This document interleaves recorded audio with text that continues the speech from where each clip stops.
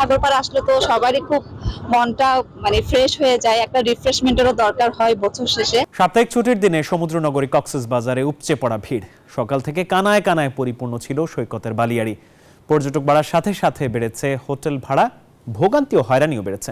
এদিকে বছরের শেষ সময়ে রাঙামাটি, খাগড়াছড়ি ও বান্দরবানেও নেমেছে পর্যটকের ঢল। পর্যটক উৎসবে মেতেছে দুই পার্বত্য জেলা খাগড়াছড়ি ও বান্দরবানও।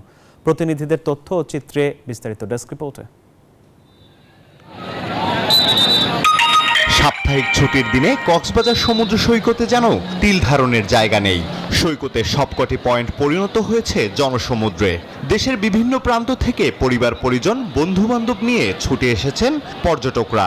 সাগরপাড়ে আসলে তো সবারই খুব মনটা ফ্রেশ হয়ে যায়, একটা রিফ্রেশমেন্টেরও দরকার হয় বছর শেষে।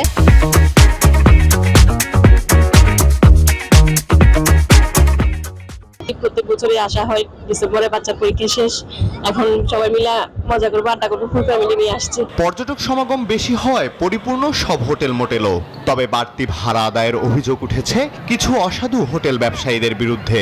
সাধ্যের মধ্যে রুম না পেয়ে সৈকতে সময় কাটাচ্ছেন অনেকে।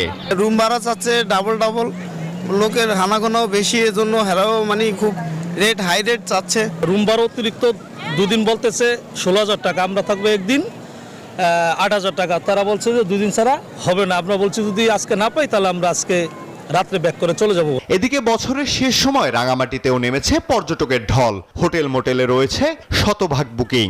পর্যটকদের পদচারণায় মুখরিত অপর দুই পার্বত্য জেলা খাগড়াছড়ি ও বান্দরবানও। পুরো ডিসেম্বর জুড়েই পর্যটকের এমন সমাগম অব্যাহত থাকলে শত কোটি টাকার ব্যবসার সম্ভাবনা দেখছেন পর্যটন সংশ্লিষ্টরা। Desk report, news 24।